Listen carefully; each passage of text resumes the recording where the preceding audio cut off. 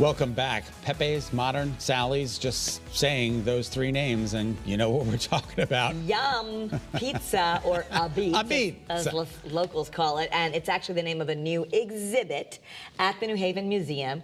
We sent Melissa Cole to check it out for you.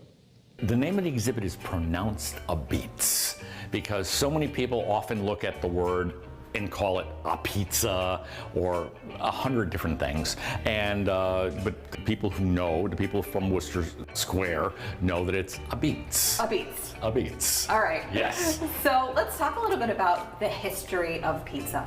Well, I mean, the history of pizza, goes back to, the 1800s to 1700s in Italy. It was a peasant food. It was women who basically were taking flatbreads and crushing tomatoes and olive oil and feeding the workers in the field. It was an inexpensive way to feed their families. So women really are responsible for pizza.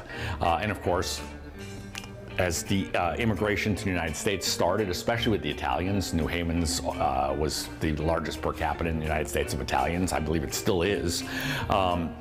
They came to work at a place called Sergeant's Lock, which was just over in Long Wharf, and spread out. They lived right behind it, which became Wooster Square as we know it today. And of course, bakeries opened up, and the bakeries eventually evolved into pizzerias.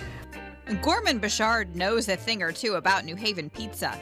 He's the filmmaker behind the documentary Pizza, a Love Story, and the co-curator of this exhibit here at the New Haven Museum. On the day of our visit, the team was still putting on the final touches, but we did get a sneak peek at a few highlights, like this, Frank Pepe's original dough machine. When you come right down to it, Frank Pepe is the single most important person in the history of pizza in the United States. Wow.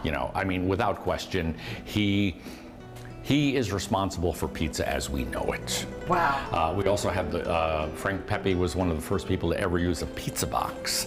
We have the oldest known pizza box from probably 1936 on display. Wait, is this Frank Pepe right here? This is Frank Pepe right here. Okay. Yep. Oh my gosh, and these are some of his co-workers? Well, this was his nephew Tony, and that right there is Salvador Consiglio, who opened Sally's. Here's a shot of Sally and his wife Flo from the 1980s. Look at all those pies. And this was their very first menu. So look at the price, a cheese and tomato pie, which was 25 cents. 25 cents for a small. But then you see weird things like cream cheese and tomato. Cream cheese was the way they basically wrote mozzarella because back then no one really knew what that was and they couldn't pronounce it. And here's a gallery dedicated to some of the other pizza spots in town. So this is our memorial wall of places that really do play a part in the history of New Haven of Beetz, but are no longer with us. I mean, one place that people talk about all the time is Palm Beach.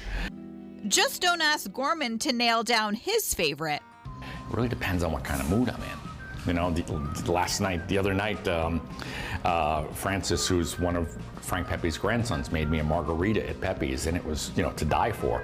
But then there's the cheese pie at Modern, or there's the tomato sauce pie at Sally's. So it really depends on where my head is. I really do love the three of those places. So what are you hoping people see as they walk through and what they feel when they come out? I hope that they come in and have a little bit of a sense of wow, because I think there's some really, really cool things in there. I hope they learn, because there's so many misconceptions about pizza. Like, we'll post pictures and people will be like, well, what's that? Where did that come from? Why is it called that? We hope a lot of those questions will be answered. I mean, I think it's always nice to know where things come from, and this will really tell people where their favorite food comes from. That's great.